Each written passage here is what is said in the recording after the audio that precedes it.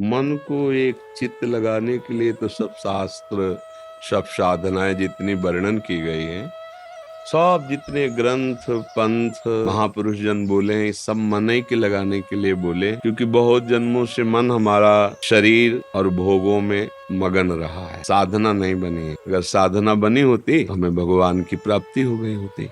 साधना नहीं बनी है, भोगों में ही विचरण करते रहे हैं। कुछ पुण्य बने, कुछ पाप बने।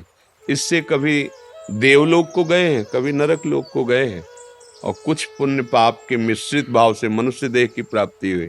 इसका मतलब मन को हम निर्मल कर पाए ऐसा अवसर हमें नहीं मिला, ना हम ऐसे अवसर में मन को प्रभु में लगा पाए।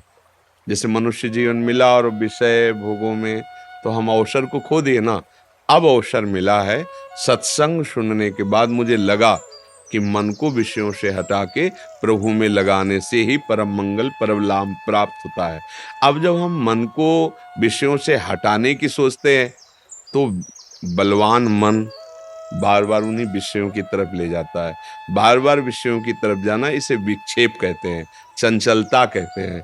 अब हम चाहते हैं कि हमारा मन चंचलता छोड़कर प्रभु में लगे, तो अभ्यास योग युक्तेन चेतसा नान्यगामिना। अब अभ्यास करना पड़ेगा, विषयाभ्यास को छोड़कर भगवदाभ्यास करना पड़ेगा। अभ्यास में जैसे कुछ देर हम नाम जप करें, कुछ देर नाम कीर्तन करें, क्योंकि मन चंचल है, एक जगह टिकेगा नहीं। आप सोचो निरंतर नाम जप करने लगे, ये सिद्धों की स्थिति होती है। साधक प्रारंभ से इसमें न चल पाएगा, तो कुछ समय इसको लगाया ये नाम जप में, कुछ समय नाम कीर्तन गायन किया, कुछ समय कथा सुनी, कुछ समय भगवान को कथा सुनाई। भागवत है, हिंदी से भी है, संस्कृत से भी है, अब तो कुछ ग्रंथ अंग्रेजी से भी कर दिए गए। जो जिस भाषा का ज्ञान रखता हो अपने शास्त्रों का स्वाध्याय करे, नाम जप करे, नाम कीर्तन करे, भगवत चर्चा सुने, भगवत धामों की यात्रा करे। इससे धीरे धीरे हमारा मन प्रभु में लगने लगेगा। परहेज, धर्म विरुद्ध विषय भोग न करे, धर्म विरुद्ध भोजन न पावे, मांस मछली अंडा है जैसे ये सब, इससे बुद्धि भ्रष्ट हो जाएगी। आपकी बुद्धि भ्रष्ट है, इसलिए आप समझ ही नहीं पा रहे, तभी खा रहे हो। आपको प्रिय लग रहा है, इसका मतलब बुद्धि गिर चुकी। भ्रष्ट का मतलब होता है गिर चुकी है, वो अपनी स्थिति से गिर चुकी है। हम ऐसा पेय पदार्थ न पिए जो हमारी मन की वृत्ति को दूषित करे। ऐसे लोगों का संग न करें जो हमारे मन पर प्रभाव डालकर फिर विषयी बना दे, जिसको हम भगवत मार्ग में। भोजन शुद्ध, जल शुद्ध, संग शुद्ध, हमारे आचरण शुद्ध और अभ्यास भगवत भजन का, तो धीरे धीरे काफी समय बाद मन लगने लगेगा। तुरंत वाली बातें नहीं है ये, बहुत अभ्यास, दीर्घ काल निरंतर सत्कार सेवितो दृढ़। बहुत काल तक निरंतर ऐसा अभ्यास करें तो मन प्रभु में लग जाता है।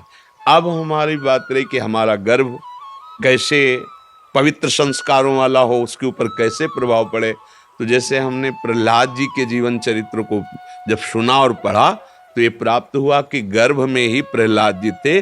कयाधु जी को नारद जी अपने आश्रम में ले गए और वहां रोज भगवत चर्चा सुनाते, और पवित्र आश्रम में रहती पवित्र भाव से, तो वो सारी पवित्रता और गर्भस्थ बालक के ऊपर प्रभाव पड़ा, और गर्भ से ही वो महान भागवत रूप में प्रकट हुए। गर्भ में ही अर्जुन जी ने जब अभिमन्यु जी को चक्रव्यूह तोड़ने की सुना, उन अभिमन्यु की मां को रहे थे, लेकिन गर्भस्थ शिशु के ऊपर प्रभाव पड़ रहा था। आखिरी व्यूह रचना को तोड़ने में वो सो गई, तो श्रवणेंद्री, मां की श्रवणेंद्री से बालक पर जा रहा था प्रभाव, वो बंद हो गया। आखिरी नहीं तोड़ने की बात समझ पाए। इन दो उदाहरणों से हमें यह समझना चाहिए कि हमारे गर्भस्थ शिशु पर हमारे भोजन का, हमारे वार्तालाप का, श्रवण का, देखने का, व्यवहार का प्रभाव पड़ रहा है। जैसे गर्भस्थ शिशु है, गर्भ में आ गया है, फिर आप गृहस्थ धर्म में सहवास करेंगे, वो प्रभाव पड़ेगा उसके ऊपर, उसके अंगों पर प्रभाव पड़ेगा, उसकी मानसिकता पर प्रभाव पड़ेगा। आप शासन विहीन जीवन व्यतीत कर रहे हैं इंद्रियों का, तो आपके जो बच्चा है वो शासन विहीन पैदा होगा, क्योंकि आपके संस्कार पड़ रहे हैं ना उसमें। आप इधर उधर की वस्तुएं चाट चूट की खा रहे हैं इधर उधर, तो वही संस्कार उसके पड़ रहे हैं। सात्विक भोजन, संयम, गर्भ आ गया अब नहीं। ये गृहस्थ में ध्यान रखना चाहिए, जब गर्भ आ जाए तो गर्भ की पवित्रता और उसको निरोग रखने के लिए, बलवान बनाने के लिए अब आप ब्रह्मचर्य से रहिए। संतानोत्पत्ति क्रिया ये पूजा भगवान की है, सृष्टि की। अब जैसे अब नहीं, पर ऐसा संयम बरताव कोई सत्संग सुनने वाला, कोई अच्छा साधना करने वाला ही कर सकता है। ये तो वो संस्कार पढ़ते हैं। तो अगर हम बालक को एक देशभक्त बनाना चाहते हैं तो हम देशभक्ति की गाथाएं सुने, भगवत चर्चाएं हम सुने, तो उसमें देशभक्ति, मातृपितृ भक्ति, देव भक्ति, भगवत भक्ति ये जागृत होगी। अगर हम फिल्म देखेंगे, उसका चिंतन करेंगे, गंदे खान पान करेंगे, गंदे आचरण करेंगे, तो छोटे छोटे बच्चों में गंदे संस्कार देखे जा रहे हैं। क्यों? क्योंकि तुमने ही संयम नहीं धारण किया, तो जो संस्कार तुमने डाले वही संस्कार बाहर प्रकट होकर के उसको अपना अधिकार।